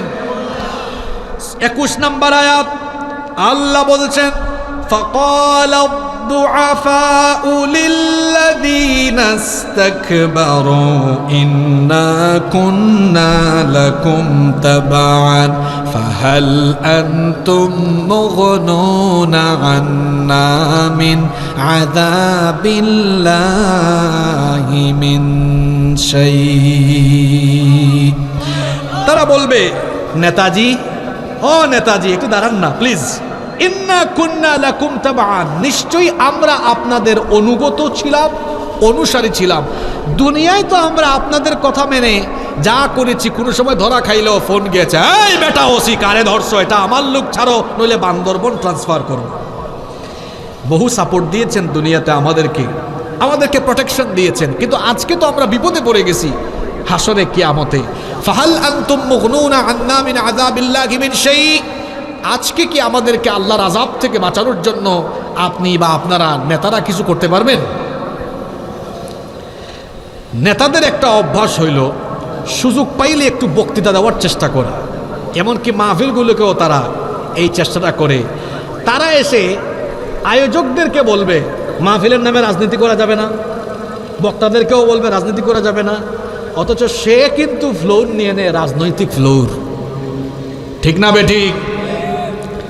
আমরা তো মানুষকে কোনো দলের দিকে ডাকি না, আমরা কোনো ব্যক্তির পূজা, কোনো দলের পূজা, কোনো সরকারের পূজা করি না। আমরা সত্যকে সত্য বলি, মিথ্যাকে মিথ্যা বলি, ভালোকে ভালো বলি, মন্দকে আমরা মন্দ বলি। সুযোগ পাইলেই বক্তৃতা দেওয়া। এখন যখন কর্মীরা আটকাবে, দাঁড়ান মিয়া কোথায় যাবেন, বিপদে পড়ছি আমরা বাঁচান। নেতা বলবে বস, কিছু ভাষণ শুন। এবার নেতার ভাষণ শুরু হচ্ছে। কি সেটা? নেতা তখন বলবে, قالوا لو هدانا الله لهديناكم, ও আমার কর্মীরা শোনো, আল্লাহ যদি আমাকে হেদায়াত দিতেন আমিও তোমাদেরকে হেদায়াতের দিকে ডাকতাম। আল্লাহ তো আমার কপালেই হেদায়াত রাখেন না। কারবারটা দেখছেন? কথাটা বলছে কি সাতক্ষীরায় না জাহান্নামে গিয়া? আপনারা ঘুমাই গেছেন নাকি? কথাটা বলছে কি সাতক্ষীরায় না জাহান্নামে গিয়া? সাতক্ষীরায় বললে তো কাম হইতো, আমরা তার সাথে সম্পর্ক কাটাপ করতাম, কিন্তু দুনিয়াতে বলতেছে না, বলতেছে গিয়ে কোথায়? জাহান্নাম। বলবে ভাই রে আমারে দোষ দিস না, আমার কপালেই হেদায়াত নাই, তোরে কেমনে হেদায়াতের পথ দেখাইতাম। তখন কর্মীরা বলবে এটা কি কোনো কথা হইল নাকি? নেতারা বলে বস চুপ, লাফালাফি করিস না, শোন, সাওয়াউন আলাইনা আজাজি'না আম সাবারনা মা লানা মিন মাহিস। নেতারা তখন বলবে শোনো আমার কর্মীরা, আজকে ধৈর্য ধরো আর না ধরো, এই জাহান্নামে যে আমরা চলে আসছি, আজকে ধৈর্য ধরো আর না ধরো, তোমাদের অবস্থা আর আমাদের অবস্থা সমান সমান। নেতা কি বলেছে? নেতা কর্মীদের অবস্থা কি? কথা বলে না। নেতা কর্মীদের অবস্থা কি? সমান সমান। কর্মীরা তখন বলবে না না না না না না, নেতা এইটা আমরা মানি না। কেমনে সমান সমান অবস্থা হয়?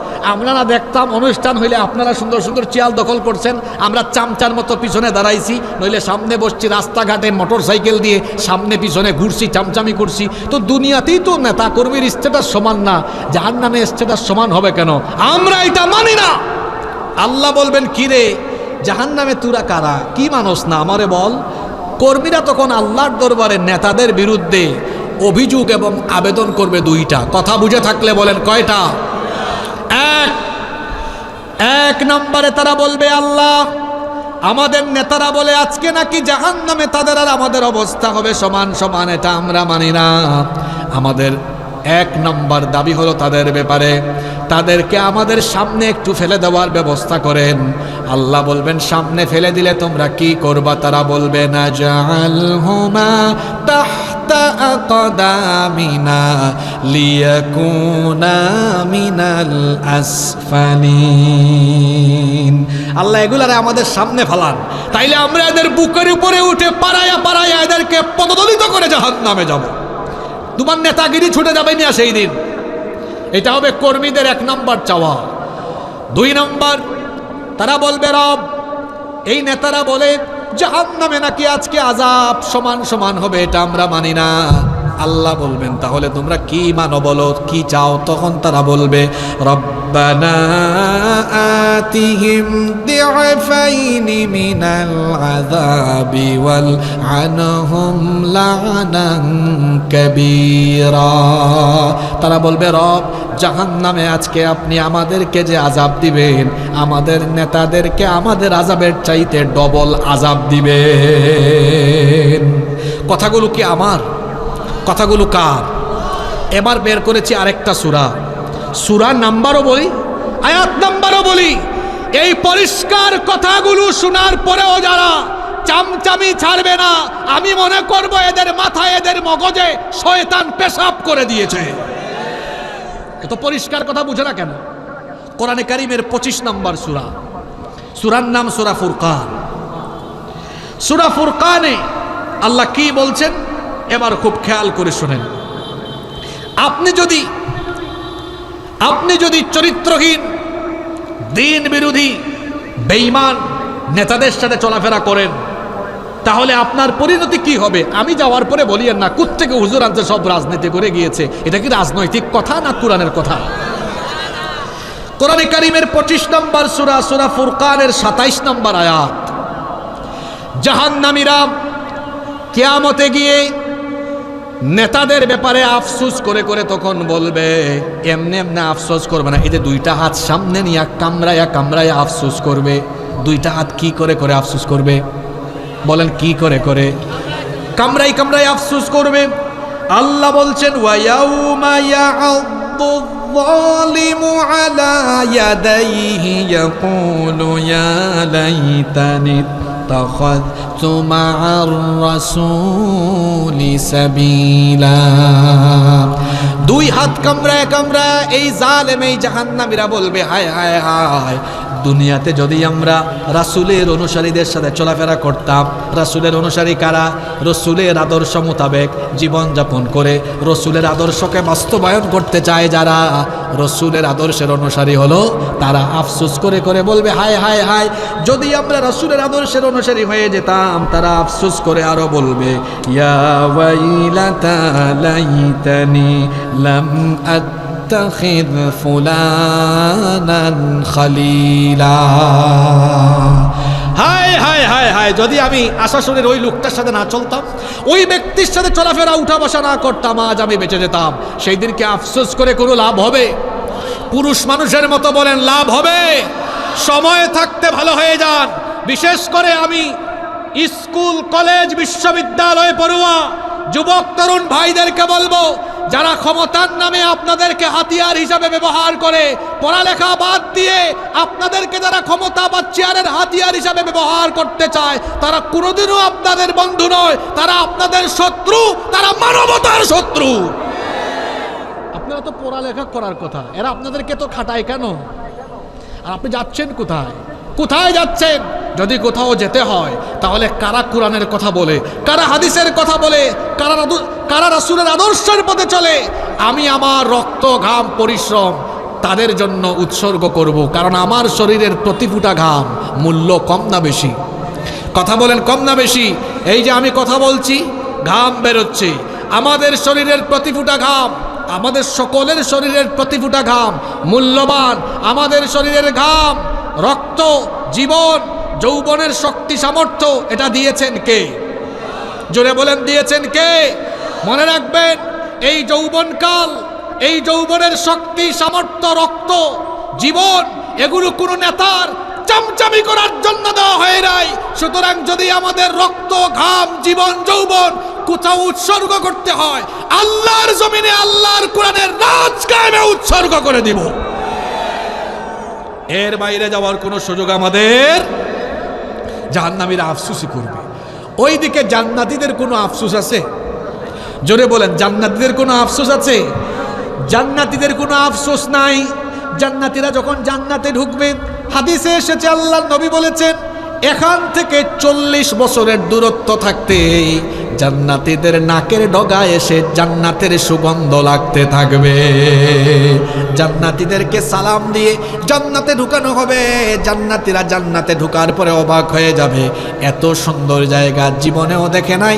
জান্নাতীরা জান্নাতে ঢুকার পরে সালাম দিয়ে ঢুকানো হবে, তারাও আল্লাহর শুকরিয়া করবে। এরপরে জান্নাতীদেরকে যে মেহমানদারি করা হবে, প্রথমেই জান্নাতীদেরকে যে খাবারটা পরিবেশন করা হবে, আল্লাহর নবী বলেছেন জান্নাতীদের প্রথম খাবার হলো জান্নাতীরা জান্নাতে যাওয়ার পরে মাছের কলিজা ভুনা করে জান্নাতীদের সামনে পরিবেশন করা হবে। অনেকের জিহ্বায় পানি চলে আসছে, কারবার দেখছেন নি? কিসের কলিজা ভুনা? শুধু কি তাই, সেখানে চিকেন আছে, বিফ আছে, মাটন আছে, বারবিকিউ ডিনার পার্টি হবে সেখানে। হ্যাঁ, কি নাই, ওয়ালাহমিন তৈরিম মিম্মা ইয়াশতাহুন, পছন্দ মতো পাখির গোশত থাকবে। অনেকের জিহ্বায় পানি আসতেছে, খাবেন, একটু ধৈর্য ধরেন। ফলমূল আছে হরেক রকমের, কোনো টাইম টেবিল নাই, সকাল সন্ধ্যা রাত দুপুর যখন মন চায় তখন জান্নাতীরা খাবার চাইবে, চাওয়া মাত্রই অটোমেটিক সেই খাবার তার সামনে পরিবেশিত হয়ে যাবে। আল্লাহু আকবার। জান্নাতে কোনো দুঃখ নাই, কষ্ট নাই। জান্নাতীরা খাবার দাবার খাবে, টয়লেট হবে না, পেশাব হবে না, পায়খানাও হবে না। আপনারা আবার মনে মনে চিন্তা করেন না, হুজুর আল্লাহ কামটা করছে কি, পেশাব পায়খানা না হইলে কি খাবার দাবার লিমিট থাকবে নাকি? না, জান্নাত তো পবিত্র জায়গা, ওখানে টয়লেট থাকবে না। তখন বলতে পারেন হুজুর এগুলো হজম হবে কিভাবে? জান্নাতীরা খাবে, একটা ঢেকুর মারবে, সব খাবার হজম হয়ে যাবে, এক মেশকের সুগন্ধে তখন তার থেকে বের হতে থাকবে। সুবহানাল্লাহ। জান্নাতীরা এরকম আরাম আয়েশে থাকবে। জান্নাতীদের আনন্দের জন্য সেখানে অডিটোরিয়াম থাকবে, মিলনায়তন থাকবে, বাজার থাকবে, হুর থাকবে, গিলমান থাকবে। দুনিয়ার এই আশাশুনের জরিনা সকিনা দেখলে পুলাপান পাগল হয়ে যায়, কয় বন্ধু দেখছত কি যায়, মাথা নষ্ট হয়ে গেছে। আর জান্নাতের এক একজন হুরের সৌন্দর্য এমন, রাসূল পাক সাল্লাল্লাহু আলাইহি সাল্লাম বলেছেন দুনিয়ার আকাশে এসে যদি একজন হুর একবার শুধু উকি মারত, দুনিয়ার সব কিছু নূরে ঝলঝল ঝলঝল করত। যারা সুবহানাল্লাহ বলে না, তাদের কাছে কি হুরের থেকে জরিনা সকিনা বেশি ভালো লাগে নাকি? কোথায় জরিনা সকিনা আর কোথায় হুর? আল্লাহ রসুল বলেছেন একজন হুর যদি তার আঁচলটা একবার দুনিয়ার আকাশে এসে এরকম একবার একটা নাড়া মারত, তার সুগন্ধিতে দুনিয়ার পূর্ব থেকে পশ্চিম পর্যন্ত সুগন্ধিতে সবাই মাতোয়ারা হয়ে যেত। শোনেন, প্রত্যেকটা মানুষের শরীরে একটা স্মেল আছে, আছে না? জান্নাতি হুরদের সাথে যে স্মেল, সেটা কেমন? আল্লাহ রসুল বলেছেন এই স্মেল যদি একবার শুধু ওই যে আঁচলের একটা বাতাস লাগে, গোটা দুনিয়াই সুগন্ধে যুক্ত হয়ে যাবে। সুবহানাল্লাহ। এইরকম একজন দুইজন না, 70 জন হুর আছে জান্নাতীদের জন্য, 70-এরও বেশি আছে শহীদদের জন্য। সুবহানাল্লাহ পড়বেন না? জান্নাতে কি নাই? খাদেম আছে, চাকর বাকর, একজন দুইজন না, একেবারে সর্বনিম্ন এবং সব শেষে যে ব্যক্তি জান্নাতে যাবে, আল্লাহ রসুল বলেছেন তার জন্য 80,000 খাদেম থাকবে। কত হাজার? জান্নাতে এত সুখ, এত শান্তি, এত নিয়ামত, এত কিছুর পরেও ভাই জান্নাতে 3টা জিনিস থাকবে না। জোরে বলেন তো, জান্নাতে কয়টা জিনিস থাকবে না? আপনারা বলবেন হুজুর কেমন কথা কইলেন, জান্নাতে আবার না পাওয়া বা না থাকার কি থাকতে পারে? হ্যাঁ, জান্নাতে 3টা জিনিস নাই, 3টা জিনিস জান্নাতে থাকবে না। কথা বুঝে থাকলে বলেন তো কয়টা জিনিস জান্নাতে নাই? 3টা জিনিস নাই। এক, বার্ধক্য নাই জান্নাতে। কোনো বুড়া মানুষ জান্নাতে যেতে পারবে না। কোনো বুড়া মানুষ, বুড়ি মানুষ জান্নাতে যাবে না। এই যে আমার চাচার অনেক বয়স হয়েছে না, হ্যাঁ, উনি এই গেটআপে এই সুরতে জান্নাতে যাবেন না। উনি যখন জান্নাতে যাবেন, আল্লাহ তখন বলবেন চেহারাটা এমন বানাও যেন সূর্যের চেয়ে আরো বেশি ঝলমল করে। আর এই দুর্বল শরীর নিয়ে না, এই দুর্বল শরীর নিয়ে গেলে কি হুরের সাথে থাকা যাবে নাকি? একটু ফিজিক্যাল ফিটনেস লাগবে না? হ্যাঁ, এই জন্য সব বুড়া বুড়িকে আল্লাহ জান্নাতে ঢুকানোর সময় 30 বছরের ভরা যৌবন দিয়ে আল্লাহ জান্নাতে ঢুকাবে। তাহলে জান্নাতে সবাই কি থাকবে? ইয়াং থাকবে। কি থাকবে? চেহারাটা কেমন হবে? অসম্ভব সুন্দর। সুবহানাল্লাহ পড়বেন না? তাহলে জান্নাতে 1 নম্বরে কি নাই? বার্ধক্য নাই। সবাই বলেন কি নাই? আপনারা খুশি না বেজার? 2 নম্বরে জান্নাতে কোনো অসুস্থতা নাই। মাঝে মাঝে পেট ব্যথা করে না? যেমন গত রাতে আমার মাথা ব্যথা হয়েছে। জান্নাতে কি মাথা ব্যথা আছে? পেট ব্যথা আছে? করোনা ভাইরাস মনে হয় আছে, ব্রেইন স্ট্রোক আছে নাকি, হার্ট অ্যাটাক আছে মনে হয় জান্নাতে, মাঝে মাঝে হার্ট অ্যাটাক করে ফেলবে নাকি? না, জান্নাতে এরকম কিছুই নাই, কোনো রোগ বালাই জান্নাতে নাই। জান্নাতীরা জান্নাতে যখন যাবে চিরকাল জান্নাতীরা সুস্থ থাকবে। সুবহানাল্লাহ পড়বেন না? 3 নম্বরে জান্নাতে আরেকটা জিনিস নাই, সেটা হলো মৌত নাই, মৃত্যু নাই। মৃত্যু কয়বার? জোরে বলেন, মৃত্যু কয়বার? মুমিন মরে একবার, কাফির মরে বারবার। কথা বুঝেন নাই? যেমন আমার ভাই শহীদ শরীফ উসমান হাদি ছিলেন তো আপনারা, মরেও অমর হয়ে গেছে, মরেও কি হয়ে গেছে? কেউ কেউ মারা যায়, মানুষ তাকে মনে রাখে না, কিন্তু উসমান দেখেন না, ছোট ছোট বাচ্চারাও বলে হাদি সাহারা রুষার বালুতে আবে ঝমঝম। এই গানটা এখন ছোট ছোট বাচ্চাদের মুখেও শোনা যায় না? হাদি ছোট থেকে বড় সবার কাছে খুব পরিচিত হয়ে গিয়েছে। কেন জানেন?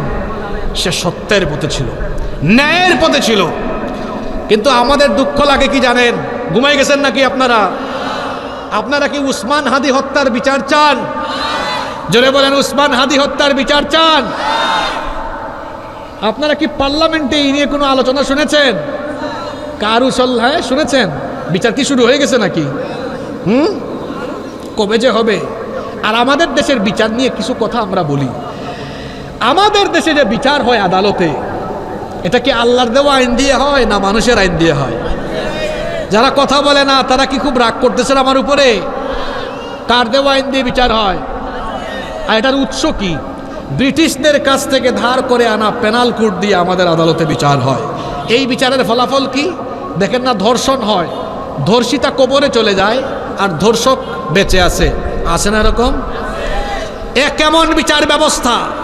যে বিচার ব্যবস্থায় ধর্ষণকারী ধর্ষণ করার পরেও জামিন নিয়ে বের হয়ে বেঁচে থাকে আর ধর্ষিতা কবরে চলে যায়, যে বিচার ব্যবস্থা আর আইন থাকলে পরে ধর্ষিতা বেঁচে থাকে না, ধর্ষক বেঁচে থাকে, সেই আইনের মুখে আমি জুতা নিক্ষেপ করি। এ কেমন আইন? যে আইন থাকলে পরে মানুষ দেখা যায় মারা গিয়েও ন্যায় বিচার পায় না। আমার ভাই উসমান হাদি মারা গিয়েছে, তার হত্যাকারীদের বিচার এখনো হয় নাই। এটা বড় দুঃখজনক, খুব কষ্ট পেয়েছি আমরা। ওসমান হাদি মরে গিয়েও বেঁচে আছে, কারণ আল্লাহর পথে যারা জীবন দেয়, সত্যের পথে যারা জীবন দেয়, তারা কখনো মারা যায় না। মোমেন মরে একবার আর কাফির মরে বারবার। মোমেনরা মৃত্যুকে ভয় পায় না। ওসমান হাদির একটা কথা আপনারা শুনেছেন যে আমি সন্তুষ্টির মৌত নিয়ে হাসতে হাসতে আল্লাহর কাছে যেতে চাই, বলছে না কথাটা? আমরা যারা আল্লাহকে ভয় করি, আমরা মৃত্যুকে ভয় করি না। আর যারা আল্লাহকে ভয় করে না, তারাই মৃত্যুকে ভয়। বলছিলাম জান্নাতে কয়টা জিনিস নাই? জুড়ে বলেন। 1 নম্বরে কি নাই? বুড়া হওয়ার সুযোগ নাই। 2 নম্বরে অসুস্থ হওয়ার চান্স। 3 নম্বরে কোনোদিন মৃত্যু হবে না। আমৃত্যু সারা জীবন চিরকাল সুস্থতার সাথে যৌবন নিয়ে ফুর্তি করে করে জান্নাতে সময় কাটাবে। সুবহানাল্লাহ। জান্নাতীদেরকে আল্লাহ এত নেয়ামত দেওয়ার পরে আল্লাহ জান্নাতীদেরকে ডেকে বলবেন, ও জান্নাতীরা, তোমরা কি নেয়ামত পাইয়া খুশি হইছ? আপনারা জান্নাত পাইলে খুশি না বেজার? আল্লাহ বলবেন, না না না, আমার কাছে আরো বেশি আছে। জান্নাতীরা বলবে, এত কিছু পাইলাম, খাদেম পাইলাম, হুর পাইলাম, বিরাট বিরাট জান্নাত, প্রাসাদ, অট্টালিকা পাইলাম, কোনো অভাবই নাই এখানে। এক কথায় আর কি আছে বাকি? কি থাকতে পারে? লোকজন বুঝে ফেলবে কি বাকি আছে, কিন্তু সাহস করে কেউ আর জবানটা খুলবে না। জবান খুলবেন রাহমাতাল লিল আলামিন মুহাম্মাদুর রাসূলুল্লাহ সাল্লাল্লাহু। আল্লাহ রসুল বলবেন, ওগো আল্লাহ, কি বাকি আছে সেটা তো জানি, কিন্তু আমার উম্মত তো সাহস করে মুখ খুলে না, আমাকে তো মুখ খুলতেই হবে। আমার উম্মত না দেখে আপনার উপর ঈমান এনেছে, কোনোদিন দেখে নাই, তাও আপনাকে ভয় করে আপনার কুদরতি চরণে সাজদা দিয়েছে, সারাটা জীবন না দেখে আপনার গোলামি করেছে। এখনো জান্নাতে এসে তারা কি আপনাকে না দেখে থাকবে নাকি? আপনি কি আপনার বান্দাদের সামনে সরাসরি আসবেন না? সুবহানাল্লাহ। আল্লাহ বলবেন, হে আমার রাসূল, কেন আসবো না? This is the time. এটাই সেই মুহূর্ত, এটাই সেই সময়। এখনই আমি আমার জান্নাতি বান্দাদের সামনে সরাসরি এসে মোলাকাত করব। সুবহানাল্লাহ। বাড়িতে গিয়ে বলি, কিছু কিছু মানুষ দেখবেন খুব সুন্দর, আল্লাহ খুব সুন্দর করে বানিয়েছেন, আল্লাহর ডিজাইনটা কত সুন্দর, কিছু কিছু ফুল কত সুন্দর। আমি গত বছর ক্যামেরুন হাইল্যান্ড, মালয়েশিয়াতে একটা জায়গা আছে, ক্যামেরুন হাইল্যান্ডে গিয়েছিলাম। এত বিশাল বিশাল পাহাড়, সেখানে এত সবজি হয়, আর সেখানে এত পরিমাণ ফুল হয়। দুনিয়ায় যে কত রকমের ফুল আছে ওখানে না ঢুকলে আমি জানতাম না। 3 ঘন্টা হাঁটতে হাঁটতে কত জাতের ফুল দেখছি আমি, আমার চোখ ফুলের সৌন্দর্য দেখে অভিভূত হয়েছে। আল্লাহু আকবার! আমি জীবনে এত জাতের ফুল দেখি নাই। এগুলো বানিয়েছেন কে? জোরে বলেন, বানাইছেন কে? যিনি বানিয়েছেন তিনি এগুলোর থেকে কম সুন্দর না বেশি সুন্দর? দুনিয়া সুন্দর, মানুষ সুন্দর, আসমান সুন্দর, জমিন সুন্দর, সুন্দরে সুন্দরে পাল্লা, জানি না কত সুন্দর তুমি আল্লাহ, জানি না কত সুন্দর তুমি আল্লাহ। দুনিয়া সুন্দর, বলেন দুনিয়া সুন্দর, মানুষ সুন্দর, আসমান সুন্দর, জমিন সুন্দর, সুন্দরে সুন্দরে পাল্লা, জানি না কত সুন্দর তুমি আল্লাহ, জানি না কত সুন্দর তুমি আল্লাহ। আল্লাহু আকবার! আল্লাহ তুমি অপরূপ, না জানি কত সুন্দর, তোমায় আমি সপেছি প্রাণ, সপেছি এই অন্তর। আল্লাহ তুমি অপরূপ, তোমার রূপ, বলেন আল্লাহু আকবার। আল্লাহ যখন জান্নাতীদের সামনে আসবেন তখন ফেরেশতারা সারিবদ্ধ হয়ে লাইন ধরে দাঁড়াবে। 70,000 নূরের পর্দা সরিয়ে আল্লাহ তার বান্দাদের সামনে এসে হাজির হবেন। জীবনে প্রথমবার এই জান্নাতীরা আল্লাহকে দেখতেছে। জীবনে, বলেন জীবনে দেখা মাত্রই জান্নাতীরা অবাক নয়নে, অপলক নয়নে তাকাবে। আল্লাহও খুশি হয়ে জান্নাতীদের দিকে তাকাবেন, মন ভরে আল্লাহ জান্নাতীদেরকে, জান্নাতীরা আল্লাহকে দেখবে। এরকম যে কত কাল চলে যাবে জান্নাতীরা টেরও পাবে না। সুবহানাল্লাহ। রব রব কিয়ামতে জান্নাতীদের সেই পবিত্র অনুষ্ঠানে আমরা যদি জায়গাও না পাই বসা টসার, কোন একটা কোনায় কানায় আমরা যেন জায়গা পাই। আল্লাহ তুমি আমাদেরকে কবুল করে নিও, বলে না আমিন। জান্নাত আর জাহান্নামের কথা বলছি। দুইটা গন্তব্য কি একরকম? না, দুইটা গন্তব্য একরকম নয়। দুই দলের খাসলত স্বভাবও একরকম নয়। জান্নাতীরা নামাজি, জাহান্নামীরা হয় বেনামাজি। আমরা যদি আল্লাহর সেই জাহান্নাম থেকে বাঁচতে চাই, নামাজের সাথে সম্পর্ক। আমরা ছাড়বো নামাজ না নামাজ আদায় করব? জোরে বলেন, নামাজ ছাড়বেন না আদায় করবেন? 5 ওয়াক্ত নামাজ আমরা জামাতের সাথে আদায় করব। আমরা আল্লাহর হক যথাযথ আদায় করার পাশাপাশি বান্দার হক, মানুষের হক আমরা আদায় করব। কোনো মানুষের হক আমরা নষ্ট করব না। স্ত্রীর হক, ভাই বোনের হক, মা বাবার হক, প্রতিবেশীর হক, আত্মীয় স্বজনের হক, সবার হক আদায় করব। আর হারাম পন্থায় উপার্জন করা যাবে না, কারণ হারামখোরদের শরীর কোনোদিনও জান্নাতে ঢুকতে পারবে। নামাজ আদায় করব, আল্লাহর সকল ফরজ করে দেওয়া বিধানগুলো, ইবাদতগুলো আদায় করব, মানুষের হক আদায় করব, হক নষ্ট করব না, হারাম পন্থায় উপার্জন করব না। এই 3টা কাজ, মাত্র মৌলিক 3টা কাজ। এগুলার শাখা প্রশাখাই হলো বাকিগুলো। মৌলিক 3টা শিক্ষা নিয়ে আজকে বাড়ি যান। কয়টা কথা? 1, কখনো নামাজ ছাড়বো না। কখনো কি ছাড়বো না? 2, সমস্ত মৌলিক ইবাদতগুলো আমরা আদায় করব। এটা একের সাথেই আমরা ধরে নেই।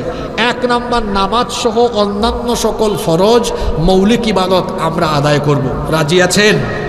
2 নাম্বার, মানুষের হক বুঝেন তো? কোনো মানুষের হক মেরে খাবো না, গালি দিব না, বকা দিব না, কোনো মানুষকে অপবাদ দিব না, কোনো মানুষকে কষ্ট দিব না, গীবত করব না, কারো মাল সম্পদ জোর করে দখল করে ফেলবো না, কোনো মানুষকে মানসিক, শারীরিক, অর্থনৈতিকভাবে ক্ষতিগ্রস্ত করব না। মানুষের হক আমরা নষ্ট করব না, কারণ আল্লাহর হক আদায় করে বান্দার হক নষ্ট করলে জান্নাতে যাওয়া যায় না। মানুষের হক বিনষ্টকারীরা জাহান্নামী হয়। এই জন্য আল্লাহর হক আদায়ের পাশাপাশি 2 নাম্বার, মানুষের হকের ব্যাপারে আমরা সচেতন থাকব। পারবো তো? জোরে বলেন ইনশাআল্লাহ। 3 নাম্বার কি বলেছি? হারাম উপার্জন করা যাবে না, কারণ হারামখোরের শরীর কোনোদিনও জান্নাতে যাবে না। এই তিনটা সবক নিয়ে যান, তিন কথার উপরে জীবন চালান, জীবনটা সফল হবে। কয় কথার উপরে জীবন? জোরে বলেন কয় কথার উপরে? এক, আল্লাহর হক। জোরে বলেন কার হক? দুই, মানুষের হক। দুই, কার হক? তিন, হারাম উপার্জন ছেড়ে দেন। এই তিন কথার উপরে জীবন চালান, জীবন সফল হয়ে যাবে। জাহান্নাম থেকে আল্লাহ মুক্তি দিবেন এবং আল্লাহ আমাদেরকে জান্নাতবাসী বানাবেন ইনশাআল্লাহ। আপনারা বড় ভদ্র মানুষ, মোনাজাত না করে কেউ দাঁড়াবেন না। আমি মোনাজাতের আগে 1 মিনিট সময় ছেড়ে দিচ্ছি। এইটি মাদ্রাসার একটি মাহফিল, একটি হাফেজিয়া মাদ্রাসা, এতিমখানা। এখানে অনেক এতিম বাচ্চারাও পড়াশোনা করে। আমাদের দুইটা হাতকে আমরা এই মাদ্রাসার জন্য, এতিমদের জন্য বাড়ায় দিব। রাজি আছেন সবাই? কারা কারা রাজি নাই হাত তুলেন তো। কারা কারা রাজি আছেন এবার হাত তুলেন। এখানে কোনো স্বেচ্ছাসেবক আছে মাঠে? আচ্ছা, হাতগুলো ভালো করে একটু উঁচা করেন, এভাবে একটু মারেন তো দেখি। স্বেচ্ছাসেবক ভাইয়েরা ব্যাগ আর চাদর নিয়ে ঢুকেন। আপনারা হাতগুলো এবার আস্তে আস্তে না, এই যে পাঞ্জাবিওয়ালাকে ধরেন। কেউ দাঁড়াবেন না এখন, দাঁড়াইলে খবর আছে। বসেন বসেন বাবা, বসেন। হাত নামাই আবার পকেটে ঢুকান। মানুষের পকেটে ঢুকাবেন না, নিজের পকেটে ঢুকান। এই যে চতুর্দিক থেকে, ওই পেছন দিক থেকে ঢুকেন, নইলে পেছন দিকে দৌড় মারার চান্স দিয়েন না। আর মোনাজাতের আগে আমার হাতে যারা দিবেন, আপনারা আমার হাত, এই যে আমার এক বাবা চলে আসছেন, মাশাআল্লাহ।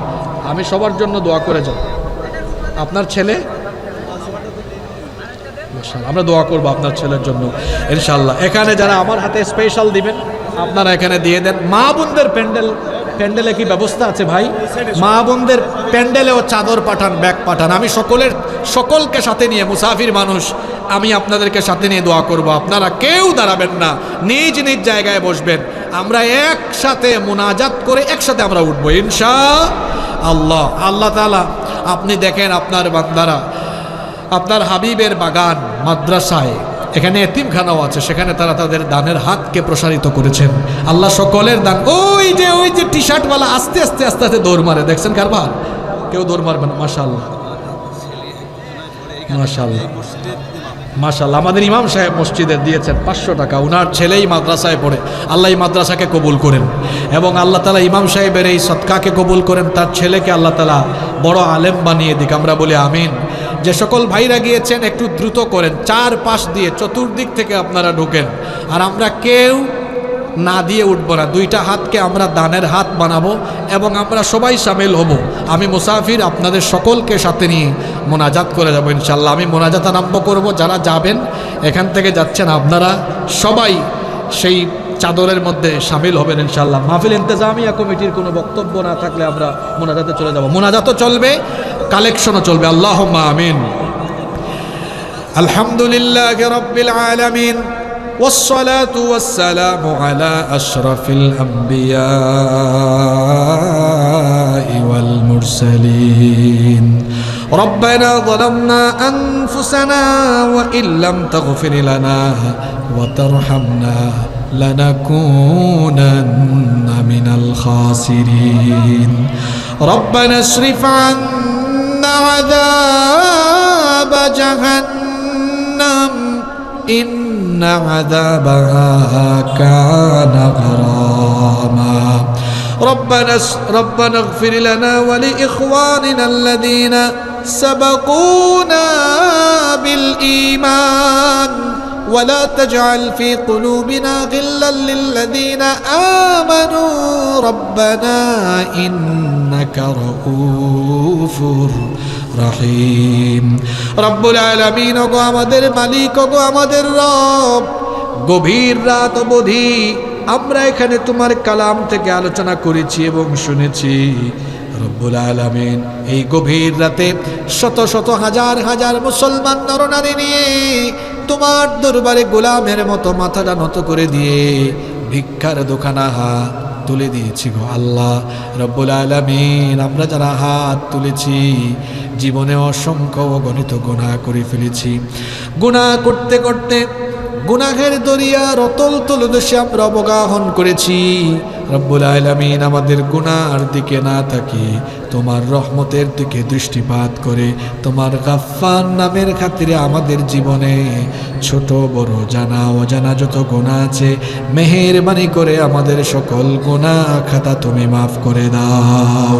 রব্বুল আলামিন আমাদের স্ত্রী সন্তান পরিবার পরিজন সবাইকে মাফ করে দাও। আমাদের কলিজার টুকরা আব্বা আম্মাকে তুমি মাফ করে দাও।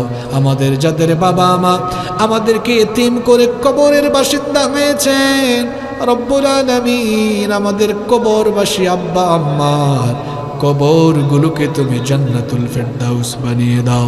আমাদের যাদের আব্বা আম্মা বেঁচে আছেন নেক হায়াত বাড়িয়ে দাও। যতদিন আমাদের আব্বা আম্মা বেঁচে থাকবেন আমাদেরকে আমাদের বাবা মায়ের খেদমত করার তৌফিক দান করে দাও।